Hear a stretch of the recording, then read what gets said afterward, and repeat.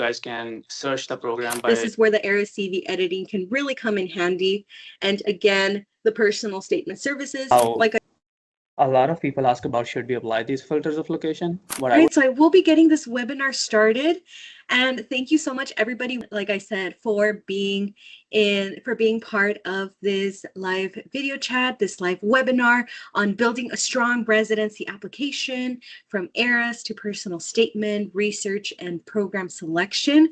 My name is Erica. My name is Dr. Erica from Team IMG Helping Hands. It's such a pleasure being here with everybody, and as all of our webinars and all of the webinars that we hold, I love having an interactive webinar. So I do want to remind everybody that if you have any questions, any comments, any doubts that you have, I do encourage you to write them down in the chat over here in either the Q&A section or in the chat section as well. We'd be more than happy to answer your questions either throughout the webinar or towards the end of the webinar.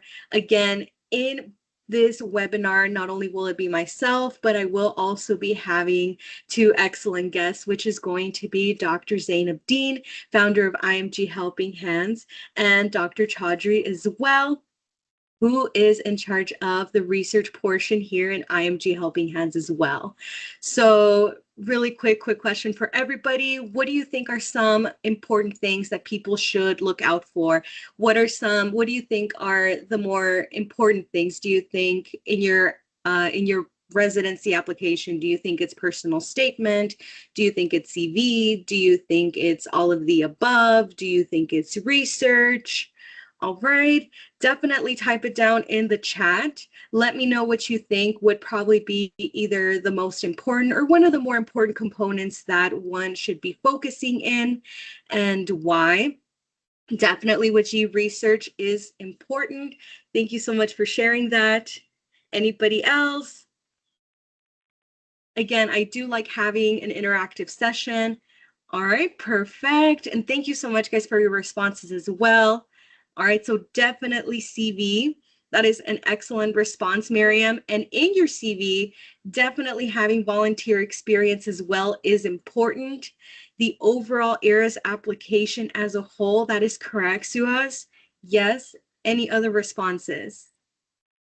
All right. So far, the responses that we've been receiving are very important. Definitely in your overall ERAS application, you do want to ensure that it is as strong as possible. Within that ERAS application, having a strong CV, which includes research, volunteer experience, really anything that can make you a very holistic applicant, can definitely help in strengthening your overall application. In addition to, again, your academics, your STEP scores, and so forth. And so I do want to remind you here that in IMG Helping Hands, we do offer different opportunities here in strengthening those areas in the instances that there might be weaknesses there. So I do want to remind everybody that in IMG Helping Hands, we do offer opportunities, particularly in these areas, for research, for CV strengthening, and so forth. Being that the match cycle is upon us, I do want to remind everybody that in addition to having volunteer opportunities, actually I will be touching up on that a little bit later, but in addition to having research opportunities here at IMG Helping Hands, I do also want to remind everybody that we do have areas in which we can assist you in strengthening your application when it comes to ERAS, when it comes to your CV. So I do want to share, I will be sharing this link above in the chat section as well for additional services that can assist you. Again, whether it would be the ERAS editing, personal statement editing, as well as potential questions that you may be approached with in the upcoming interview sessions. So again, I do want to share this essential tool. Definitely take advantage of this. Again, we do have, in the instance that you are not sure, you might want an extra pair of eyes for a personal statement. What are some Here we go. What are some of the common residency questions that are being offered? That is definitely another one of the opportunities that we offer as well. Do you need help with your eras? Do you need help with your CV? What are ways in which that can be strengthened? Again, we do have opportunities for that as well as a residency interview prep program. And if individuals have been following us for a while, if you've been following our webinars, we did actually have a past guest with us. We have had guests who have actually participated in the residency interview prep programs. Definitely was of excellent help with them. They were coached. They were coached with excellence, from our coaches here at IMG Helping Hands. This definitely comes in handy in the instance where you might be nervous, you're not sure how to go about your responses. If, again, you might just need a couple times of prepping, or if you might need an extra individual to just kind of go over, again, your potential responses. Because, again, as soon as you go through the application process, let's say your ERA's CV was edited, your personal statement as well, you are invited to an interview. The interview is really where you shine, where people see you beyond an application, and where you really get to, as a person, express who you are, express your personality. And if anything, I would say this is probably the most important component of the application process overall, as it ties everything together and you let yourself shine. So this is where the residency interview prep program comes in handy. That way, again, you are essentially tutored, mentored, coached in the best ways that you can present yourself. Since residency admission committees already know who you are on paper, they are eager to know who you are as well outside of paper. Who are you as an applicant? All right, and if anybody has any questions at any time, again, as always, I highly encourage everybody to share questions in the chat. I will also be sharing additional opportunities in the chat as well as we go throughout our webinar.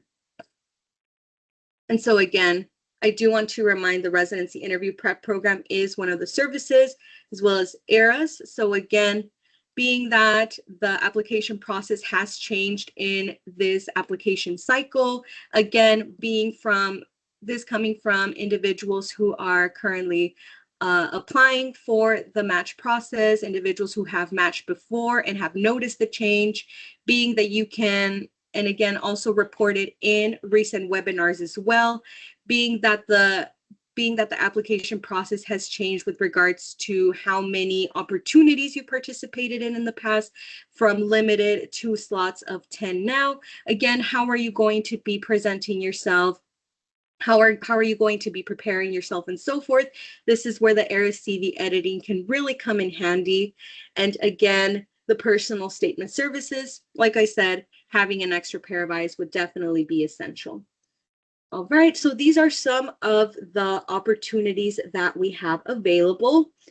And I will also be sharing, again, outside of the personal statement and interview component, I will also be sharing some of the opportunities that we have here in IMG Helping Hands, which is the most popular component, which is our research component. If there are individuals who have participated in our research modules, definitely let me know. Definitely let me know in the chat if you participated in our research modules, or if you have any additional questions regarding this. Right. All right. And so I will be answering the questions. Shortly. Thank you so much once again for sharing questions here in the chat. And so again, I do just want to cover really quick the additional resources that we have. And thank you so much for sharing that comment, Mohammed. With regards to the research modules. So for those who are not familiar with our current research modules, we do have both narrative modules as as well as systematic review modules.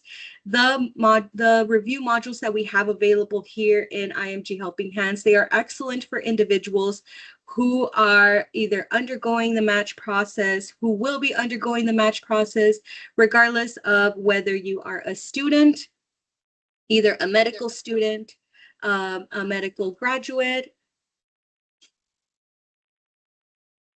a medical student, excuse me, sorry, a medical student, a medical graduate, a physician in another country, but you want to participate in these research modules, again, to continue your commitment in the field of research. This is definitely important and an excellent activity to become involved. I'm going to teach you guys how you guys can search the program by sharing my screen so you know what exactly to look at when you are adding your program in your eras, because you guys are investing a lot, like I think more than $30 per program you when you apply. So it's very important to spend an extra 10 minutes on every program you apply, because you have to, make sure that the money you're investing in this journey is value for money. So I'm gonna join from my laptop. Then please allow me my camera and mic from there so I can share my screen and teach you guys from FREIDA Residency Explorer. This is gonna be a valuable session for you. All right. Thank you once again, Dr. Zane, for letting us know. I do look forward to all of your insight and essentially walking us through the application process. Again, I will be sharing shortly a little bit more on the research components that we were talking about. I will be sharing the links for this as well. We will be going over this in further detail. So what I'm gonna explain is like how a match applicant can start from scratch. I know a lot of people, you guys not have a lot of knowledge about how to apply for programs and how to search for the program. And then when you apply for the filters here, you come to know that okay, you applied for a program, but they never considered you for the interview, and what was the reason behind that. So we're gonna discuss from scratch. So let's suppose I have logged in into FREIDA now right now. And what I'm going to do initially is select the residency, because I'm not applying for a fellowship. I'm applying for residency, let's suppose, if as a match applicant. So I clicked here residency. Now, what type of residency? Let's suppose if I'm going to say I'm going to select the internal medicine. Like, let me find, because a lot of people apply for internal medicine. So I'm going to select internal medicine. Okay. Now, a lot of people ask about should we apply these filters of location. What I would recommend is for IMGs, the most priority is to match. The location matters for mostly it matters for the American medical graduates or the people who are very particular about staying in a certain location. If you are, you can select anything from here, from Illinois or Kentucky, wherever you want to go. But let's suppose if you don't have any preference, you want to apply anywhere, just don't select anything from this location side.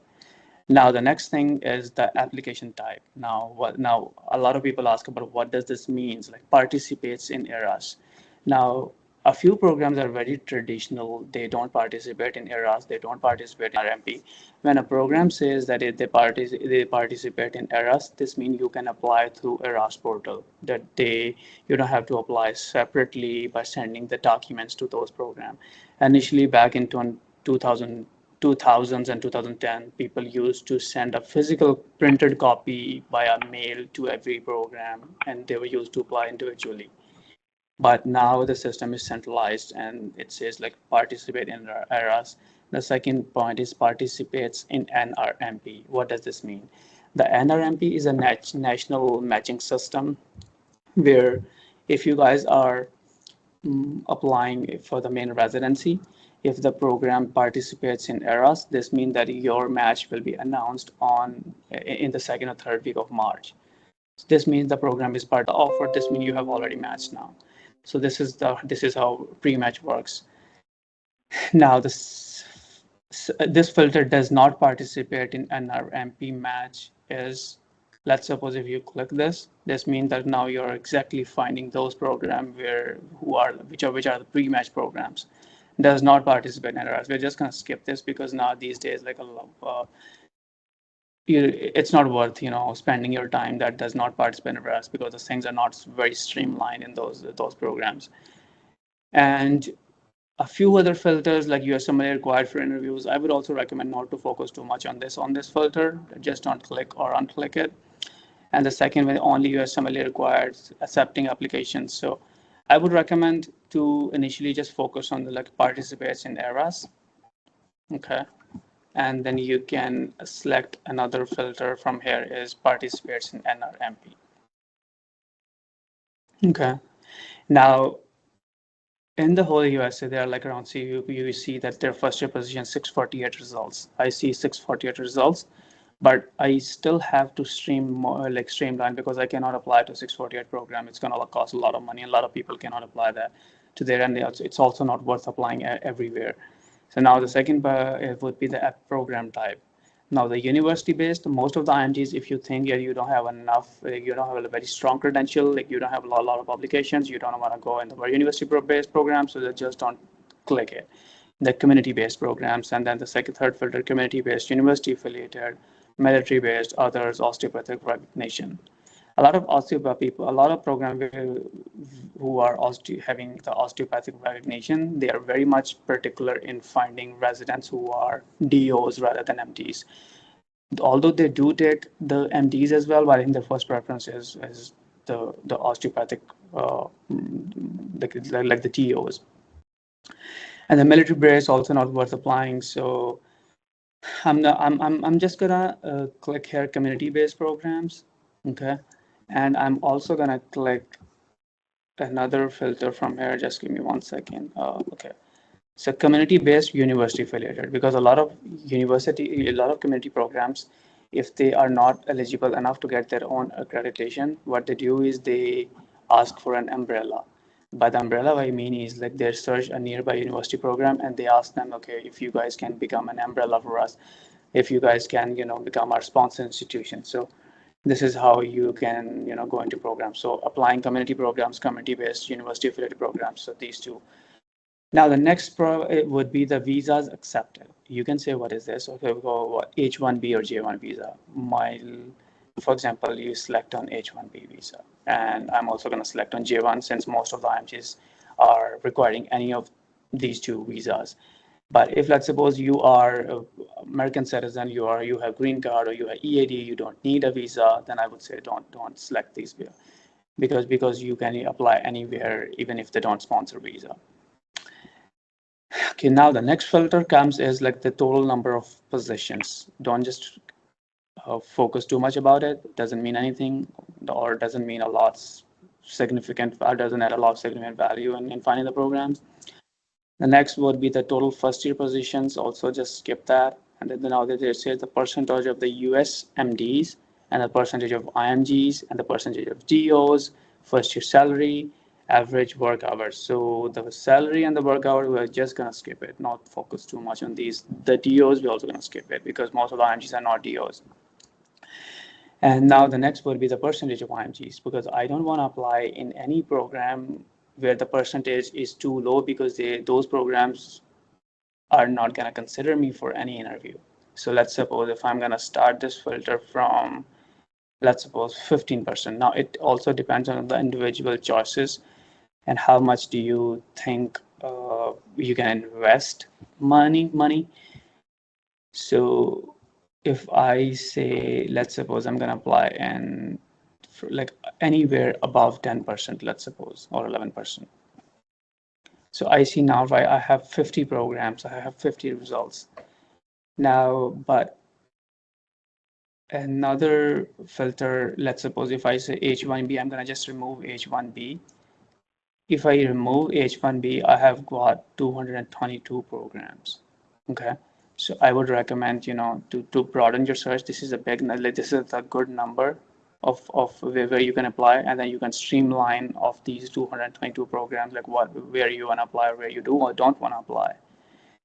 Okay, and the next is, if I say I'm gonna just deselect J1 because there are also people who don't need a visa. Now you have the 299 options from here, from all of these filters. But let's suppose if I'm gonna say, let's just apply this filter of J1 at least, And then I'm going to also show you what does this special track mean. So what the special track is, these are the additional filters. For example, for the first one says required research rotation, or rural track, hospitalist track, primary care track, women's health track, academic or clinical educator track. Now, what does this mean is like, I have seen a few people who matched into the rural track, a hospitalist track, and the primary care track. And those people were the people who were really interested into these rural tracks, hospital, primary care, and also their credentials were not very good enough, and they really wanna match. So they applied for these like rural track and the primary care track, and it was not very competitive, and they were willing to go to any program in the USA, anywhere in the country. So they applied anywhere. So, but I think right now we are not going to select for anything from here. But if let's suppose you want to find a very particular program that is rural track, so you can network more, you can shoot emails to them, you can select rural track or the primary care track as well. Let's suppose if I select primary care track, so I got only 79 programs here. So this is how you narrow down your filters. But right now I'm just gonna unclick. Now, if you see, a lot of people would say that in the residencies, you see, I select residency, you say like how many different types of residencies there are.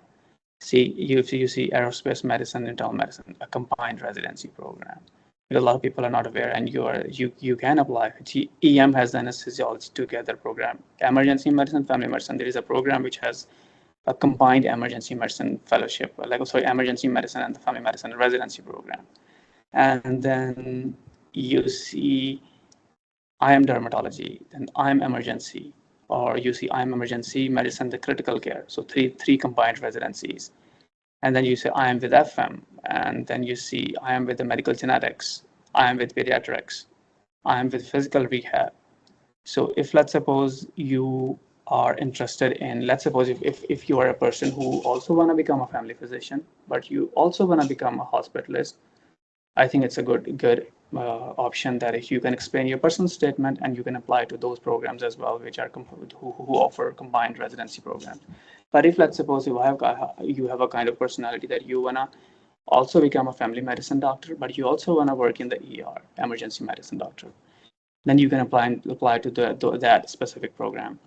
And if you are a person who also wanna work in the ICU, also wanna take care of the critical care patients, so you also have the option. So this is how the residencies, you can find your options. So I think applying wisely, and sometimes applying into these programs can also you can get these programs, because sometimes you are really interested into getting into both IM and FM, right?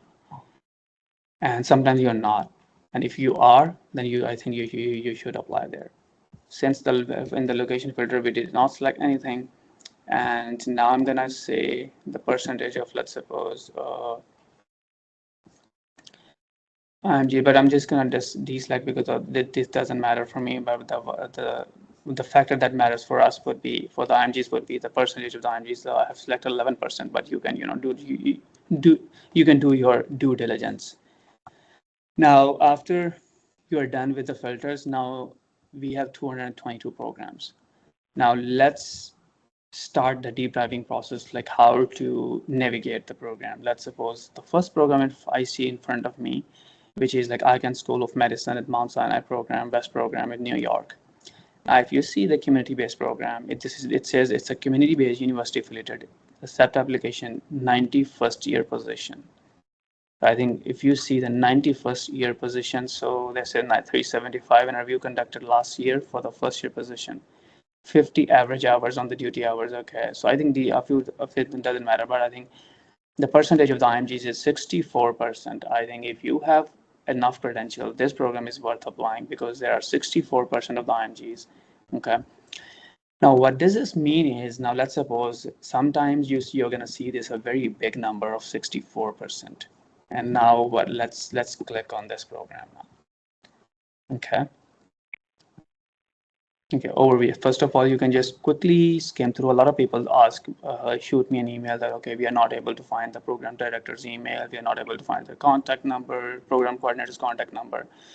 If you see on the right side on the page, you see here the name of the program director, location, telephone number, fax number, email, and then you also have the coordinator's number, email, fax, telephone, everything. So this means that you can easily look things, you can easily find things like their program, the emails. And if you want to just, let's suppose I copy this email and then I want to shoot an email to the program director to ask a few things, or might be just the valuable questions, I think program G, you guys should do that. Then you can search, okay, this is a community-based program and the length of 3 years. They are accepting applications. Program start in July. There is the website here listed here. There's the location. Before we jump into the website, I'm gonna just quickly show you like what the program and the work culture means is. And a few IMGs are very particular in these filters and also in these structure, like just to know about the more about the structure of the program, and also wise to do so because a program does not like when you are asking all of the questions which are listed are publicly listed. So if you're asking valuable questions which are not listed anywhere, they're going to really appreciate it. But if you are asking the questions about the already available on Google, already available on the websites, already available on FREIDA, they wouldn't very much appreciate it.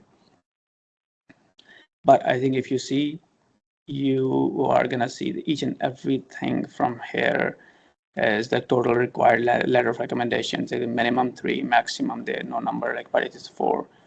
And then this about required specialty specific letter of evaluation within total letters of recommendation. This is a letter from a department chair, letter from someone within the specialty faculty or attending. So they need a department chair, or they also accept the letter from any faculty or attending. And now required specialty specific evaluations, no. And required orthopedic recognition, no. The next one would be USMDs and IMGs required for the interview. You can, read these questions. A USMD applicant must have passed step 1 to be considered. Yes. And the USMD applicant must have passed step 2 to be considered. No. Okay. And the reason behind that is because for the USMDs, sometimes they take your USMLE step 2 later in the year when they apply. So that's why it's not very much. But for the IMGs, they know that if IMGs graduate, they take their exam, step 1, step 2. So they said that's why they are particular in heavy. You guys have to have the step 1 and step 2 passed before you apply. Otherwise, they're not going to consider you for interview. I think this is mostly for the Caribbean graduates and for the American medical graduates. The same thing you're going to compare for the DEO, and then okay, and now the next thing very important. A lot of people ask, okay, how should I know that if the program, let's suppose if a person graduated 10 years ago, okay, and now they're asking, should I apply to this program? Although they have credentials, all the everything. Now you can search here like PGY1 applicants to this program must have graduated from the medical school within the past number of years, 5 years. Until or unless you have any networking or any contact in the program, if you are above 5 years, I don't think so you should apply there. The reason behind that is because your application is going to filter it out. So, but can a person who has a graduation year more than 10 years, can that person match in this program? The answer is yes, absolutely yes. I've seen a lot of people who are very, very old grad. They match into program who have strict criteria of 5 years. How do they? How those like residents or IMGs do that? What they do is they do a networking. They network. Might be they have done any volunteer work. Might be they have a rotation in that program. Might be they have done something, or they are in good contact with any faculty member, residents who can review their application, who can bypass the filter. So if their application is being reviewed, this means then that you can apply there if you have any network over. So they can consider. Sometimes after having the COVID, things are a little bit more challenging for the programs as well, and they do keep backups as well. So even if you are not getting the interview, might be they can keep you for a backup, that if let's suppose they were not able to find all of the people who were within their strict criteria, they're going to loosen their criteria. And the next thing, you know, we already saw is like visa status. They offer J1, they offer H1B, they offer F1. Okay. The next one, I think the work schedule, I wouldn't spend a lot of time on this. I wouldn't spend a lot of time on the faculty number, and then resident characteristics. I would also not, you know, focus too much here. So I'm just gonna go up, and the next thing I'm gonna do is features and the benefits, and see if we can, you know, spend a few minutes on this. So I think they mentioned salary, but it doesn't matter at this point. Education benefits, I know doesn't matter at this point. Major medical benefit doesn't matter at this point. And now let's go down education features, residential evaluation. No, okay. Life and culture. Okay, got it. So now I'm going to go back on the overview. I'm going to jump into the website. Now, although you have seen that this residency program has 64% of the IMGs, now I'm going to open the website, and I'm going to start reading the website.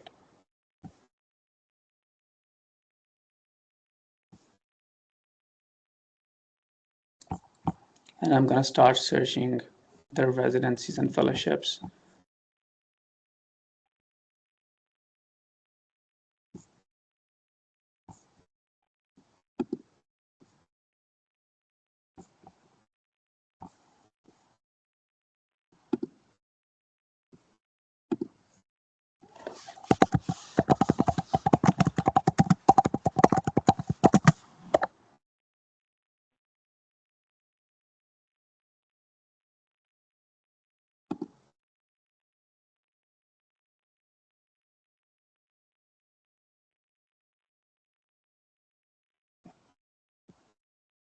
So if you see now, why choose Mount Sinai? You know, you can just quickly skim through the whole structure, like how to apply. They have mentioned categorical 3 years, their code, and you know, any information you need.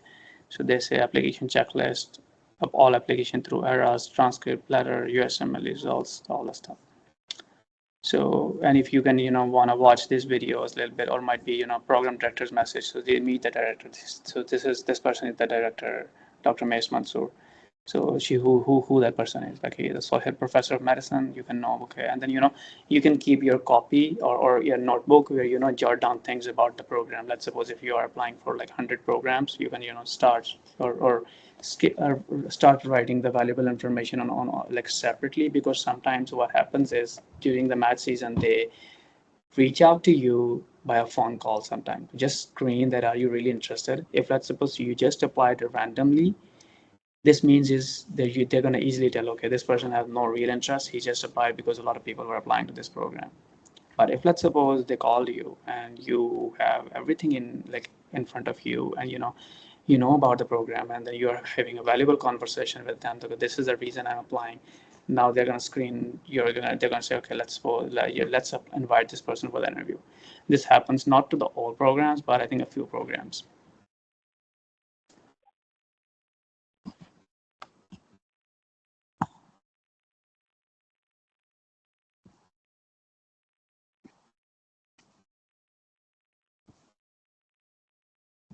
So if you quickly skim through, you will be able to know. And then I would say resident life. Let's learn about the life during your residency. I'm gonna click here.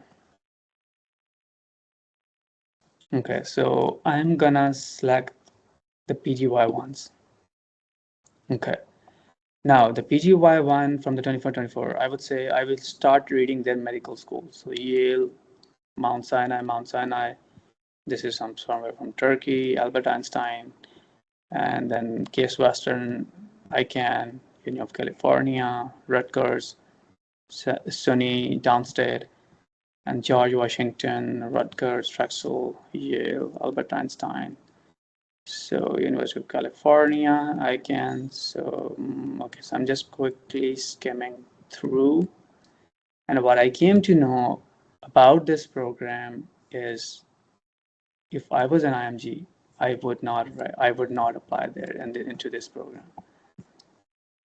The reason behind that is because if you see, although their percentage is very high of IMGs on the website or on FREIDA, but I think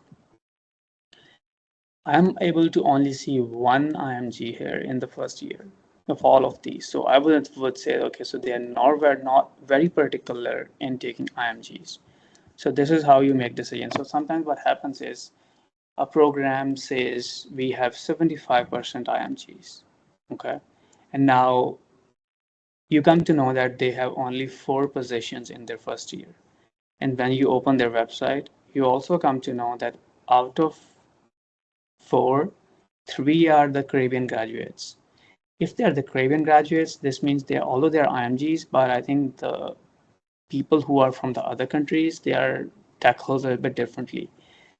Because a lot of programs have the history of taking Caribbean graduates. So if they have the history of taking Caribbean graduates, even if they mention there that the percentage of the IMGs is 75%, this means your chance of getting the interview will be very less as compared to a Caribbean graduate. So this is how you simulate the whole structure in your brain, even if it says 75% IMGs. Although they're not lying, they're telling the truth, because 75% are IMGs out because there are 4 positions, 3 are Caribbean graduates. This means the percentage of the IMG is 75%, and the 4th one is the IMG. But that program is not worth applying if you are not a Caribbean medical graduate. So this is how you search. So what I used to do the same thing, search the quickly schedule. Now, if I tell you, like, it did not take more than 10 to 15 minutes for one program, but now when I apply to this program, there will be a clear structure in my brain, even if someone is calling me anytime. Okay, so okay, we are calling from Mount Sinai, or I would be able to recall very, very quickly, and then I will be able to have a conversation with them in a very particular, like a great manner, so they can consider me for the interview. So let's jump back from the website, but there are a lot of other stuff from the websites. On the website, you can read all that, and if you think there's something you can mention in your personal statement, you can tailor a personal statement according to that program. You're welcome to do so to enhance your chance of having a match.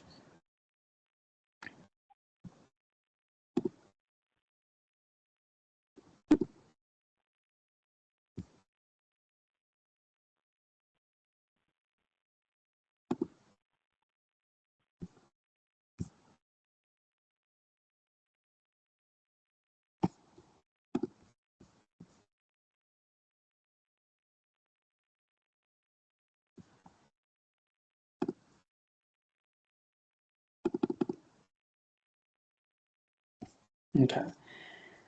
All right. So let's suppose if I am interested in a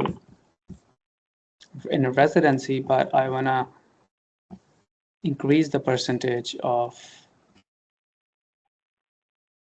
the IMGs to, let's suppose, from 50%, let's suppose, to 48%. So I'm also only able to see like 161 programs here. So a very wise idea would be to initially, apply this filter anywhere above 20%, anywhere above 25%. Okay. So we can compare one more program really quickly. So you can, let's see, I'm going to open this Cook County program. All the information you already have in front of you, program work structure, you have all the information. Now, the information you were not able to get up till now is the scores. Like, what is the score they are considering for the interview?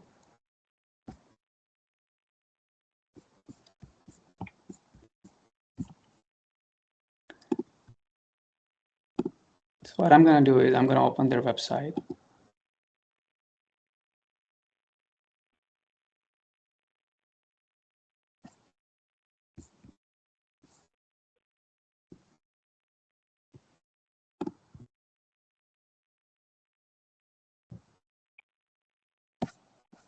So see, you can start reading the information from here. And sometimes the programs have mentioned that we do consider like 240 for the interview, or we 250 for the interview, or someone say 220 for the interview, or we say we don't require the percentage. And then you can also successful. So we sponsor visa about J1B. We successful completed USMLE step 3 is a part of the requirement for H1B. Okay, so this is how you go. Now, if you see that on their website they have not mentioned about the score criteria, but you're still figuring out that should I apply there, should I not? Now comes to the second resource which we are going to search right now. So let's suppose now we are already done with the FREIDA. Now the second thing we can do is Residency Explorer.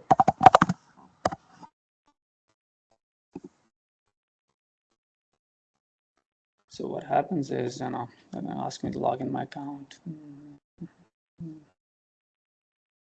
Well, I think I don't remember my password, but I think I can quickly have a discussion about the Residency Explorer. When you log into your Residency Explorer portal, what you're going to see is then you're going to search for which residency you're applying. Yeah, they're going to ask your score, but that portal is a little bit different. They're going to ask you what is your score, what is your step 1, step 2 score, and then so they can pair the programs accordingly to your, and then in that portal you will be able to see the criteria of like score criteria, like what they do is like in the last 3 to 5 years they would give you a range. Okay, what was the range of the score of people who they considered for the interview, and a few people are going to say that the score range was like around 220 to 240. If you have the score in this range, you can apply there. If let's suppose they say that our range was like 240 to 60, if you don't have the score, then I think not worth applying if you are having low scores and if you don't have any network over there. But remember one thing, any filter can be bypassed if you have a network there, if they are willing to consider or review your application. If they are willing to review your application and they reviewed your application, this means you have bypassed their filter. Now the next step is, are they going to offer you the interview, yes or no? If yes, well and good. If no, then obviously although they reviewed your application, they spent their time, but they didn't find value in your application, so they didn't consider you for the interview. So these are the two like valuable resources, and the third valuable source is the website. So this is how you can search the program, and once you are done with the program search, then you can go to the ERAS login, you do your ERAS login, and then there will be a particular section that add the programs. So when you start adding the programs, you have your copy, you have the program codes, you start searching the codes, and then you add those programs. And the next step would be to assign the documents to those programs. So individually, you go to every program, you assign, if you want to sign a specific personal statement, any specific letter of recommendation, you can assign to those programs. Later on, you can apply there. And in the next, I think in the next week or the upcoming week, where we can all discuss a little bit more about how to navigate the ERAS portal and how to apply there, so you don't end up applying. Also, what happened was when I had a network, or I had a contact with one of the residency programs. I reached out to them. I said, okay, I have applied to your program, but could you please consider me for the interview? They said, okay. They reviewed my application and they reached out to me. They said, okay, we are not able to see any of your documents. Oh, I was amazed. What could be the reason? Then I went back, I opened my REST portal, and then I came to know that I have missed assigning documents to that specific program. Human error happened, and that's why I would be able to just be extra cautious when you assign the documents to the programs. So then I quickly assigned them my documents, and then they were able to pull up my application, like the whole of the application. Otherwise, they were not able to see my complete application. They were only able to see that I have applied there, but it was like applying without any documents. So yeah, I think I'm gonna just quickly have a word with you guys about the CV and personal statement, and then let's just wind this session up. Okay.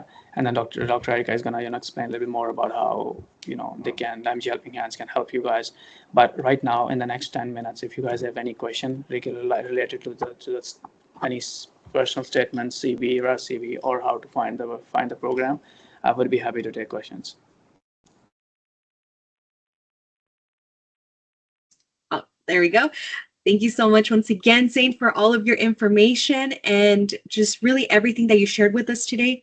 There's a pretty good question here where it says, this was asked by Ashrith. They asked, sometimes the scores on the program website don't match the scores on the Residency Explorer. What do you recommend that we do in this situation? Okay. As a human as a human being, it's very challenging to keep updated each and everything. Now there are multiple sources, FREIDA, ERAS, and Residency Explorer, and the websites. Now, if there is a discrepancy, what I would recommend is to trust on what listed on the website. The reason is because, a program is most sincere with them, right? Their own stuff. So the website is something they own. FREIDA is not something they own. So I would recommend to trust on the website. If the information if there is a mismatch or the information is incorrect on the FREIDA, I would say whatever is mentioned on the website, that's something I would trust more as compared to FREIDA. All of FREIDA has a very updated information. They do update, but I think sometimes the programs update their website and they don't mention it to the FREIDA, right? And then the FREIDA has the old information, but the website has the new information. So I would recommend you to trust on the website's information as compared to FREIDA. Got it. Well, thank you so much for your response, Dr. Zane. And then there is another pretty good question here with an individual asking, Waji is asking this excellent question. How does matching work? Some don't get to match to the specialty that they want. And so he's interested to know in that discrepancy. Maybe somebody is interested in peds, but they end up matching in another specialty. What could be the reason behind that? Are there benefits to that? What is your opinion on that, Dr. Zane? Yeah, so what happens is a lot of people apply to more than one program. So if you're applying for internal medicine, a few people, what they do is they do like 1 or 2 rotations in any other specialty, so they can apply there as well. Like a lot of people apply for IM and then they apply for a couple of FM programs. And if they have the PEDS rotation back in their home country, if they did a rotation there, they apply for pediatrics program as well. But if they are interested in combining the IM PEDS program, they apply for the IM PEDS programs as well. So now applying doesn't mean that you are getting the position. Applying is just applying. So what happens is you apply to the program. Programs are not willing to send you the interview, but you have a network in any program that is not IM, that is not PEDS, but let's suppose that is a transitional year. You are very desperate to get into the residency and your application is good enough that, okay, you can get a transitional year. And then that network, that contact in that program say, okay, I can help you in getting the interview, or might be I can help you getting your application reviewed. And if the program review your application, they send you the interview. This means, okay, and if they really like you, they offer you the transitional year position. This means that although you were interested in IM or FM or PEDS, but you matched in transitional year because this was the option they were giving you, and then you were willing to accept that as well. So that's how it works. I've seen a lot of people initially they were interested in IM, FM, but later on matched in neurology. So it's the same thing, or sometimes, in the first year people apply for IM, FM, but they realize that, okay, it's not their cup of tea. So what they do is like they apply for neurology, let's suppose, or they have more interest in neurology and they match in neurology. So this is how this happens. And even I have also seen a lot of people who get into residency, they do complete their first year, and then they realize that, okay, this is not something which we want. Let's apply to somewhere else. And they apply to a different specialty, they match there, and they change their specialty. So a lot of stuff happens. I hope this answers your question. Perfect.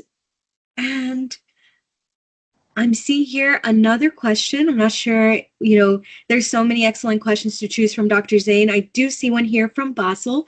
He does mention that on ERAS, if you present a case report that hasn't been submitted yet, if you present a case report at a conference and then it gets published later on, can that be considered presenting something that is published since it was not at the time? Or how would you go about conveying that in your application? So if you log into your ERAS portal, when you start adding your research experience publication, so they give you the options. Like, what's the status? Is it submitted? Is it in press? Is it published? Or was that just a poster? Was that just a conference presentation? So you can select from there. So whatever the status is, you can select over there. In case if there is something that doesn't coincide with any of the filter they gave you, you can just write in a single line to just show transparency.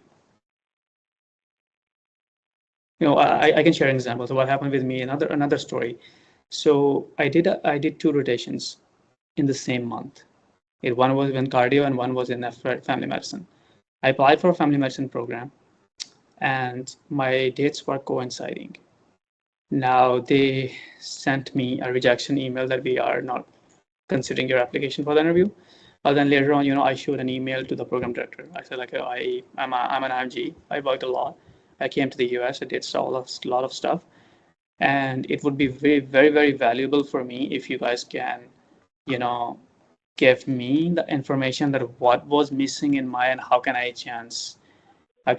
increase my chance in your program next year if I apply. So that program director, he deep dived in my CV. He brought all of the stuff that has to be improved in the CV, in my application. One of the things he mentioned is that he said, your dates were coinciding. So you did IM and cardio rotation in the same month. Practically, it is possible because a lot of people do 2 rotations at the same time. But if this is the case, you should explain in a single line that, okay, although my dates are coinciding, and this is how I used to go on Monday, Wednesday, Friday in this hospital, or Tuesday or Thursdays in this clinic.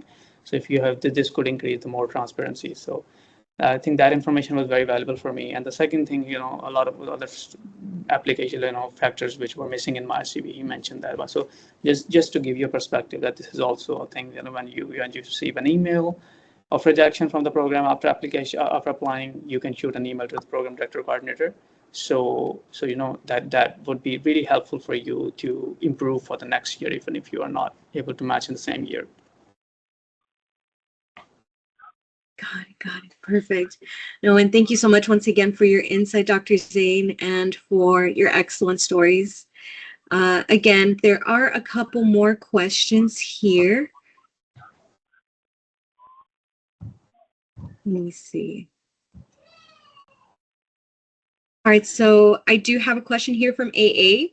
If their pathway is approved and their certification is in process, does that mean they are ECFMG certified? Yes or no? What do you think?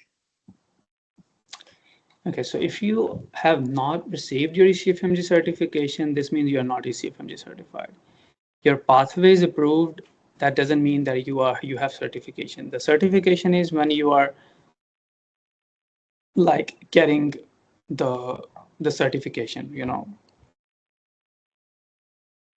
But my concern is that if they're asking about if your question is particularly about your pathway is approved and your certification is in the process, I would say technically you're not certified, but technically you are. The reason is because it's just like a couple of days that you can receive your certificate, but you are ECFMG certified. And I don't think so. So that would matter for you because you are already ECFMG certified.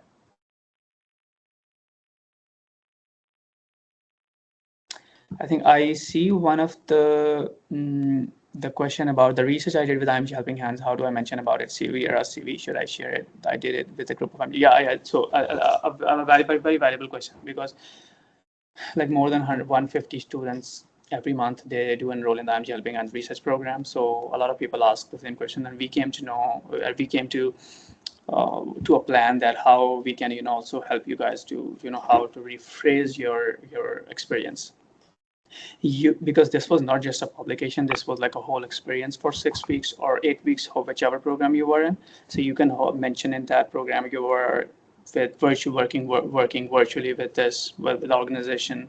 You can mention the name, you can mention the prerequisites, like what about your roles and responsibility in this, and what was the outcome of that experience, and what type of experience was that? Was the narrative review? What did you learn? What type of research did you learn?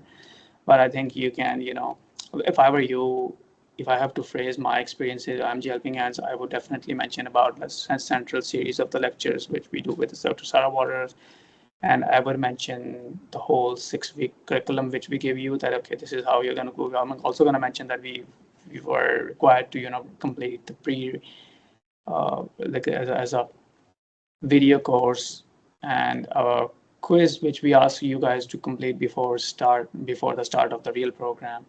And then I will mention about how the authorship was decided, like we were following IMGHH author ranking criteria and ICMJ guidelines, and we were using American Academy of Research and Academics milestones for the evaluation. So this is you can write a really good experience with us just by phrasing things a little bit differently. Okay, one of the person mentioned, can I send my ERAS application without letter of recommendations, but then submit it later than September 24? Yes or no? I think I'm not quite able to comprehend your question, but I think I can explain how I comprehend it. You mentioned, can I send my ERAS application without LORs, but then submit it later than September 24? You can apply to any program. The minimum criteria is that they want at least 2 letters of recommendation to apply. So you apply, assign 2 letters, but you are planning to get 2 more letters, might be later in October. What you do is you keep a spot of those 2 letters, and then you apply to the program before September 24. And then later on, if let's suppose your letters were released after October 5, then you assign those letters to that specific program, and then you shoot an email to them just informing that okay, if you have updated your application by adding additional letters, because that's how you are able to do so. And if they can re-download the application, because what programs do is if they have already downloaded the application, this means they have downloaded the previous version of the application. So this means is you can ask them to re-download the application. But it's a little bit different with a personal statement. Like you can edit the personal statement throughout your application. So that application will be automatically updated in their portal as well, and the previous will be managed. So if you want, let's suppose you change what you want to change your personal statement a little bit in October, because you also want to mention new growth areas where you're working on, or might be something very different which you are not able to put it down in the personal statement before September 24, you're welcome to do so. And this is, a lot of people are, is this a red flag that we are changing our personal statement again and again? I wouldn't say it's a red flag, but I think I would say it's a positive. This is a positive thing that, okay, the program will say, okay, this person is improving. So he's improving and he's also keeping us up to date. That, okay, this is how his personal statement is improving, like he is improving.